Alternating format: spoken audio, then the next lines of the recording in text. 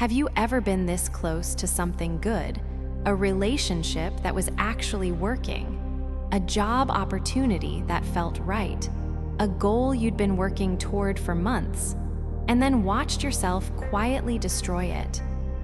Maybe you picked a fight for no real reason. Maybe you stopped showing up.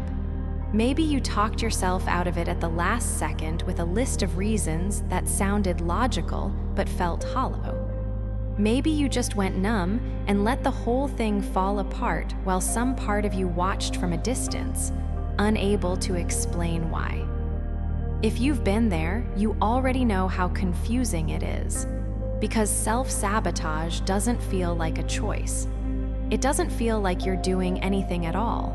It just happens, and then you're left picking up the pieces and wondering what is wrong with you. Carl Jung had a very specific answer to that question, and it's not what most people expect to hear. Nothing is wrong with you. Let's start there because it matters. Self-sabotage is not a character flaw.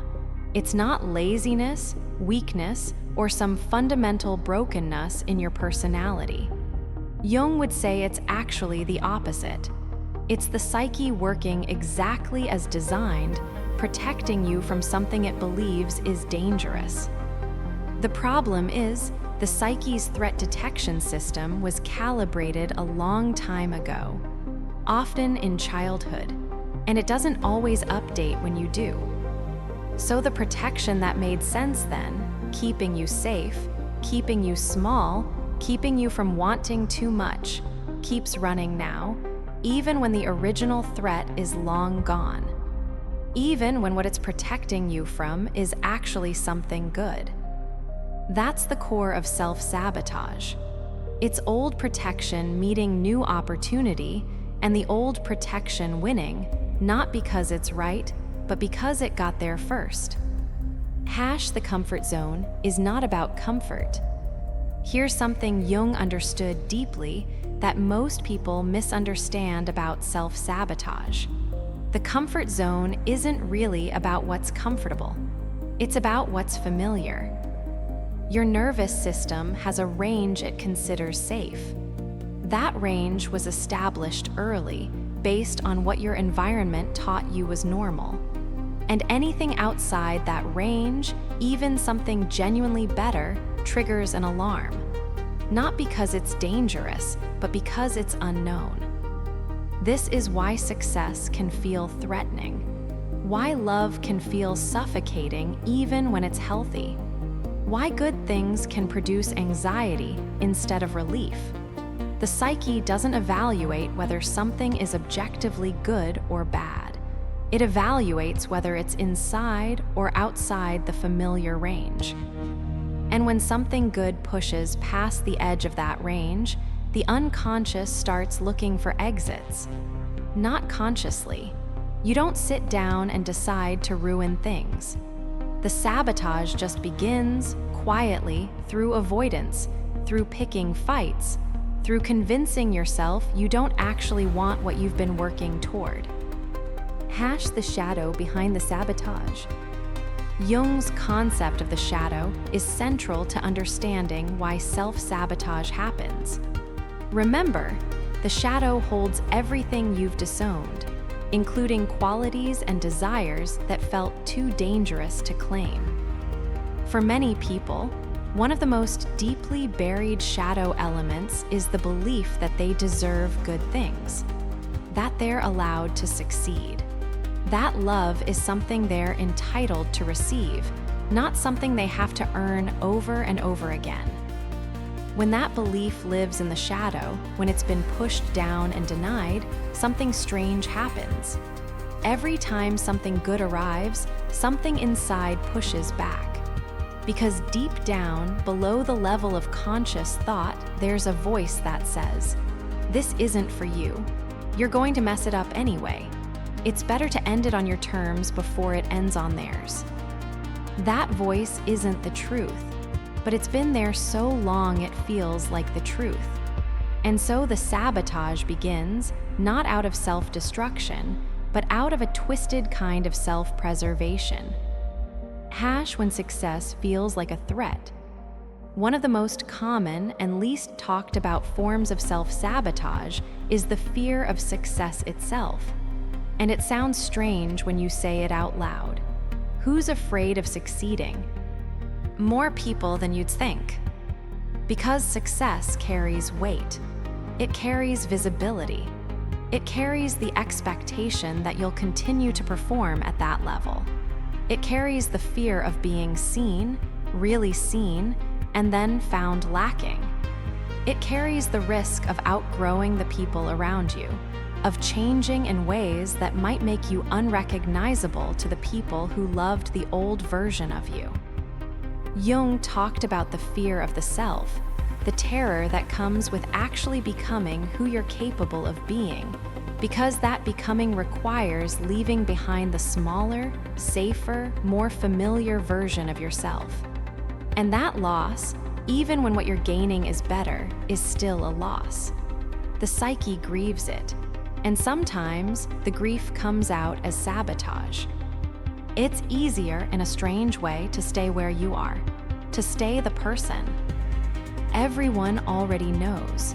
To keep the expectations manageable, to never have to find out what happens if you actually try your hardest and it still isn't enough. Self-sabotage, seen this way, is a preemptive strike against the possibility of real failure. If you destroy it yourself, you never have to find out if it would have destroyed you. Relationships and the sabotage pattern. Nowhere does self-sabotage show up more clearly than in relationships. And Jung's work on projection and the unconscious helps explain exactly why. When someone grows up in an environment where love was conditional, inconsistent, or painful, the unconscious learns to associate closeness with danger. Not consciously, not in a way you'd ever choose, but the wiring is there.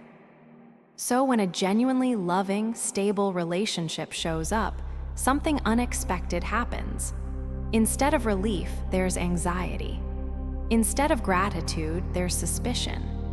Instead of leaning in, there's an urge to test, to push, to create the very distance that confirms what the unconscious already believed.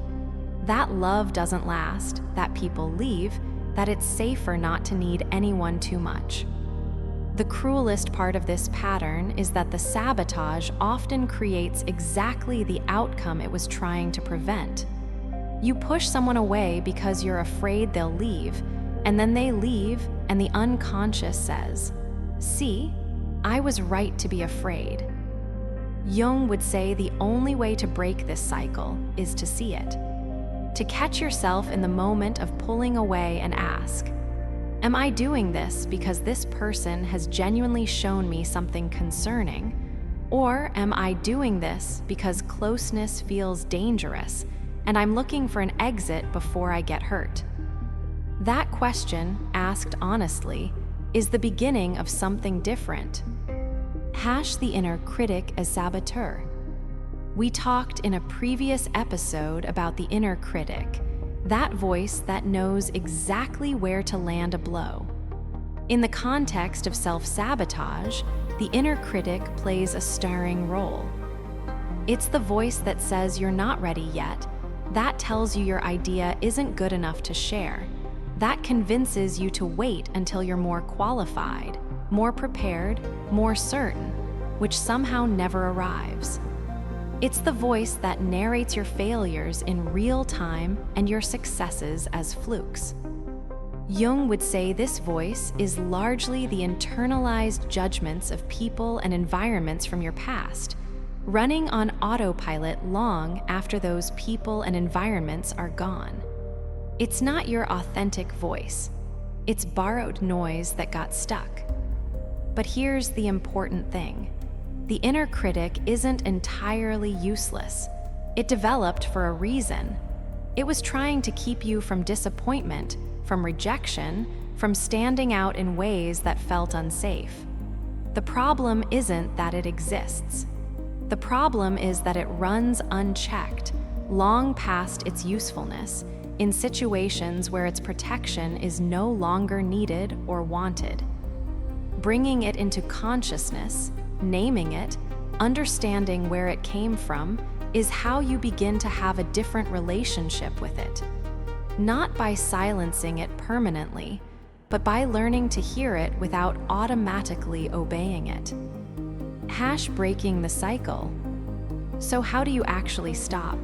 Because awareness, while necessary, isn't always enough. Patterns this deep don't dissolve just because you understand them intellectually. The first step is what Jung would call making the unconscious conscious.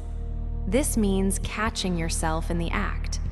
Noticing the moment you start to pull away, pick a fight, make an excuse, talk yourself out of something. Not judging it, just noticing it. What does it feel like in your body? What thought precedes the behavior? What are you afraid of if you follow that thread honestly? The second step is tolerating the discomfort of staying, because the sabotage impulse is usually trying to relieve anxiety. It's trying to escape a feeling that's become unbearable. The practice is learning to sit with that feeling instead of acting on it, to let the anxiety be there without immediately doing something to make it stop. Over time, the nervous system learns that the feeling is survivable, that the good thing doesn't have to be destroyed just because it feels overwhelming. The third step is updating the story. The story underneath most self-sabotage is some version of "I don't deserve this," or "this won't last," or "I'll ruin it anyway." These stories feel like facts because they're old, but they're not facts. They're conclusions drawn from old evidence by a much younger version of you who was doing their best to make sense of a confusing world. You are allowed to revise the story, not by pretending the old pain didn't happen, but by recognizing that the person you are now has more resources, more awareness, and more choices than the person who first drew those conclusions. One thing to carry with you. Think of one area of your life where you keep getting close to something good and then watching it fall apart. Just one. Now ask yourself, not accusatorially, with genuine curiosity, what am I afraid would happen if this actually worked out? If the relationship stayed? If the opportunity came through? If I actually succeeded?